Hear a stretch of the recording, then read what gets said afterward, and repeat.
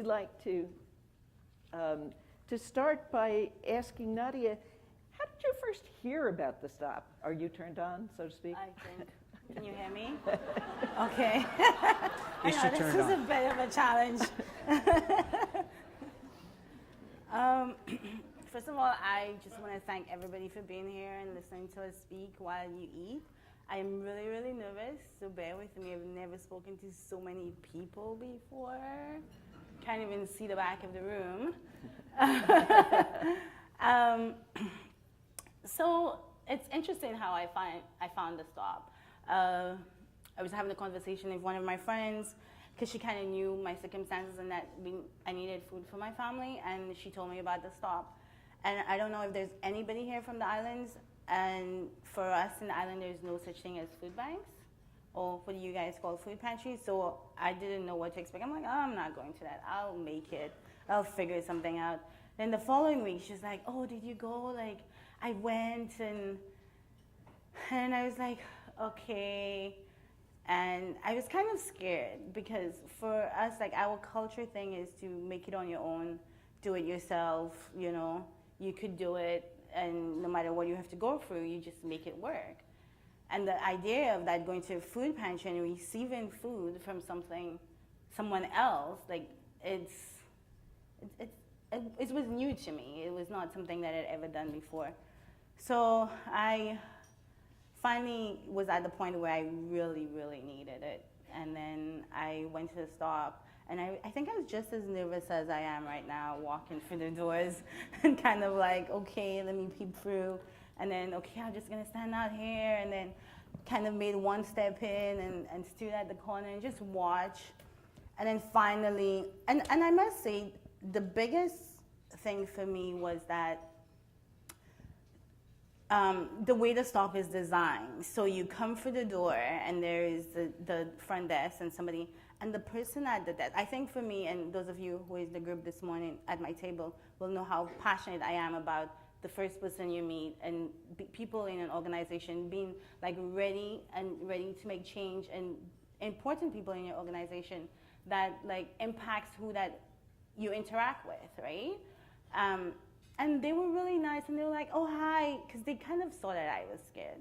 I was like this big, 8.5 months pregnant in the summer, like rolling along. And then they were like, oh, hi, come on in, and you know, and it was just that first moment changed the rest of my life. Kind of that, someone there to greet me, someone there to be welcoming, because I think we had that conversation about the person you meet, and if they're not welcoming, or if they like have that standoffish thing, kind of like my food, my space, and you over there, really is a big factor in people receiving food, because they have all that other things they're taking with them when they come to you.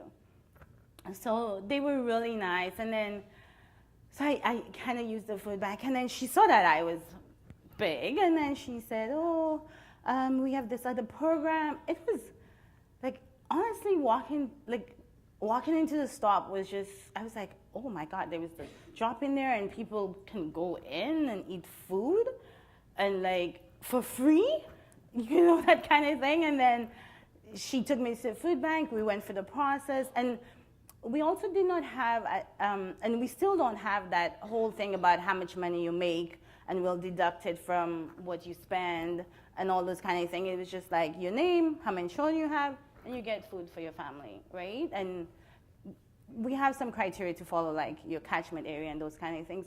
But at that time, those things weren't important. The most important thing was that I received the food that I needed. And so from that, I went into Healthy Beginnings, which is a prenatal program. So kind of like a pre and postnatal program. And it just all went crazy from there. I just like morphed into this whole new person because of all the supports that I had.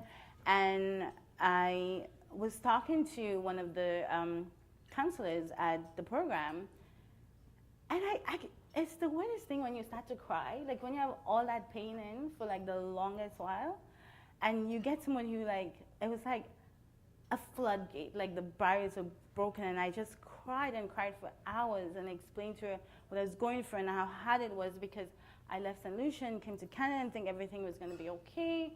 And of course, it wasn't. Like, it's like they lied to me, and, you know. So after that, she said, oh, you know you could do this, and then gave me options.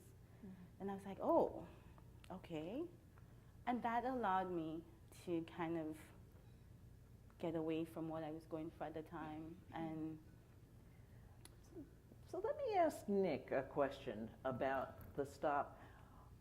When you first arrived at the stop at which you first arrived, would Nadia have been welcomed in that effective a way? Well, I think there would have been care and love, but I don't think she would have come back. So, and I don't think we would have been able to build a relationship with her. It was very much a transaction where you lined outside and you had to check your humanity at the door and run the gauntlet of bureaucracy and get to the front of a line and be handed not very healthy food and be sent on your way. From a physical perspective, it was falling apart. I don't know how else to say it. Stained ceiling tiles, baffle boards that were about to fall over. I mean, it was. I'm a big believer that the physical determines the social, and we have to build respectful, generous spaces for people to be in. So there are lots of reasons why Nadia maybe would have scuttled in, felt smaller, probably kept her eyes on the floor, and gone. The food, I don't know where to begin to talk about the poor quality of the food in a community where diet-related illness is off the charts, and if you're poor, you're disproportionately affected by all of those diseases. And we were giving out a healthcare crisis on a plate to people. She might have also experienced, while there was love and care, experienced a bit of like, oh, why are you here? Or if she had been there before, are you back? And those are small cues. Nadia picked up on this, that first encounter, particularly if you're coming for the first time, is absolutely critical. Can be no judgment. But I fear that she would have found some judgment and some question of why she was there. So Yeah. could you talk a little bit about the steps that you had to take to get the stop from where it was when you first encountered it to where it was when Nadia first encountered it? Well, I mean, again, I think that the story of the stop is about relentless incrementalism to build a place that is about equal measure meeting people where they're at and supporting people in that moment, and creating space to support community members to speak out about what needs to change, and ensuring that they are at the forefront of getting the ideas that matter most to them out there in the public realm. So, I mean, there were just so many things, from physically turning it into a place where you actually wanted to be and feel respected. I would say that in those early days, we had to part. There were only a couple staff, but we had to part with a couple of staff who weren't on kind of a new regime around how we were going to run the center. I think so that's a big issue, is, you know, as I do a lot of hiring, that you want to hire people who get that it's this both dignified programming and also public policy advocacy and getting at some of the root issues you talked about around inequality. We want those people working in our organization and create a culture that matters. We had to send food back to our food bank. We just weren't going to take it anymore. And it takes a bit of courage to do that, but do it. Just don't accept it. Send it back. We put it back on the truck. And we started to build some capacity to raise money for healthy food. It was called a Healthy Food Fund. People wanted to give to it, and we purchased with our values and supported small-scale farmers from the region. So there's a really big emphasis on healthy food, healthy food. There is just a bad food everywhere. Societally, it's cheap, it's addictive, it's marketed to us to death, it's everywhere. And so we decided organizationally that we were going to be about good, healthy food. And I think the other thing that was crucial is that we decided to draw a line around the food bank. We weren't going to expand it. We were going to kind of bury it within our organization. Do it respectfully, increase the quality and the cultural diversity of the food. But if you don't draw a line around it, it will eat you alive.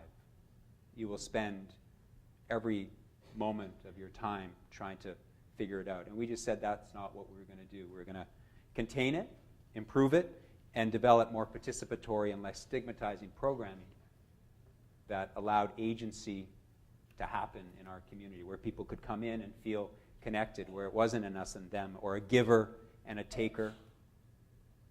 And so so those are a few things. And the board, I should say the board, I felt this issue come up many times in the last couple of days. The board matters, and leadership matters, and I truly believe that if you're the executive director of an organization, you get the board you deserve. And so you should never have a board that tells you that you can't do... If the DNA of the organization is to really get at some of the inequality and the root cause stuff, you do not want a board that doesn't allow you to get on with that work. You got to get rid of them. You got to move them out. And there are various strategies for that we can talk about. Sometimes it takes a bit more time than you'd like, and sometimes they just walk with their feet when there's a different kind of culture in the organization. That's the same for staff, same for volunteers. Volunteers that culturally don't fit, they will go, but guess what? Great volunteers show up who are with you. Great staff show up that are with you. Great board members show up that are with you. And I think that's an important thing to remember. You got to say no to some things to say yes to other things.